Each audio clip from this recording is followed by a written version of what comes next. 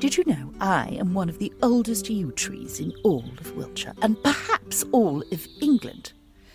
I've been rooted to this spot in the churchyard of St. John's, Tisbury, for around, can you guess, 4,000 years.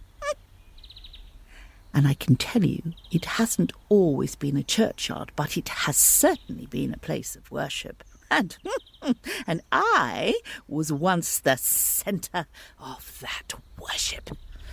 But that was many, many moons ago. So, try standing in my shoes, so to speak, in the middle of Tisbury. You would be amazed by what I have seen come and go. Oh, yes. So here's my story. A history of a place, faith, and people. Sometime, long before this time, when nothing blocked my view of the river from where I stand, and meadows and woods actually stretched out on every side, I made the pleasant acquaintance of a small two-legged creature. He would climb my boughs as swiftly as any squirrel, and one day he even stretched out and slept a soundless sleep on my thickest bough. Yes. He would talk and jabber onto himself like all the two legs of that time, but it wasn't long before his hiding place was discovered, and bigger versions of him started to appear at all times of the day, until I began to realise I was of some importance to their lives. These strange, scraggly creatures were the Durotriges. At this point in my growth life, some would already call me old, because I'd stood on this spot, for at least 1,000 years by then, and a very peaceful time it was.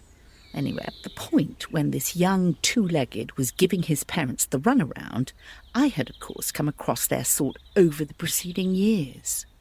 Oh, yes, the two legs, or people, as I learned they were called, were becoming more and more frequent. As time passed, as time tends to, these particular people, the Durotriges, became a little more numerous and a little bit more interested in me. And really, why wouldn't they? I am a splendid specimen now, if I don't say so, if not a little hollowed out, but in those days, in my youth, I was as magnificent a you as you. It was a joke, yes, never mind. Deep green, berry-laden in spring, lush, tall, and so strong. I digress. What was I talking about? Yes, the Durotriges. Now, let me tell you what I learned about them. They were a funny old bunch, the tribes of Dorset, and of this part of Wiltshire.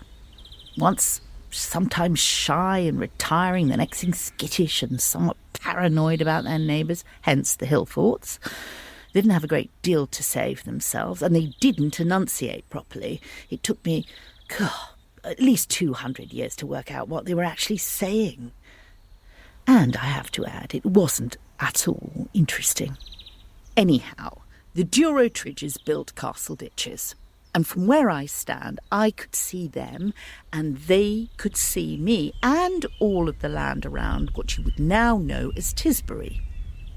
So up there in Castle Ditches, they built their round houses made of wattle and daub inside the fortifications with two entrances, one on the east side and one on the west. Strong double ramparts enclosed the flat hilltop. Inside, you can imagine they felt secure, and although they went on the odd cattle raid, as did their neighbouring hill forts of Semley and Hod Hill and Hambledon Hill, life was generally peaceful for the Castle Ditches Durotriges. They were excellent farmers with livestock of every sort. They made bread from the oats, rye and wheat that they grew, as well as a good variety of vegetables. They hunted and gathered, coming down to the Nadder to fish for trout, and they were adept at collecting hazelnuts and mushrooms and sorrel and blackberries. They even kept bees and made honey, and they made beer, can you believe it, from barley, but no hops to flavour it, and that will come later in my story when the monks took up the hobby. So, for now, the Durotriges are flavouring their beer with locally found herbs, and by the looks of their rituals, very much looking like they're enjoying drinking it.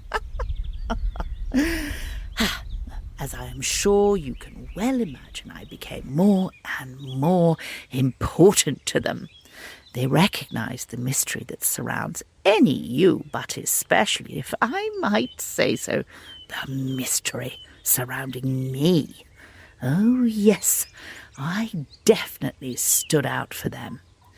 I'll have you know that sacrifices were made, of which, of course, I had no use for, of nuts and berries and even cups of their precious beer, and priests and priestesses of the Druid persuasion would dance around my great trunk, chanting and singing, having a lovely time.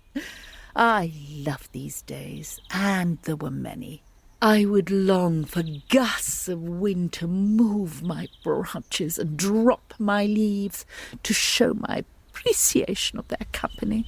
Unfortunately, more often than not, I just stood rock still and silently lapped up their love. Oh, happy days! Happy, happy, happy! A change was coming, though, as is the way of life on this earth. New people would descend and force change on the poor old Durotriges. For my part, I enjoyed those years of being adored and cherished, growing in this valley of quiet beauty. Of course, I would still command respect and a certain devotion as the years marched on, but it would never be quite the same as what I experienced in my youth. My second millennium was coming.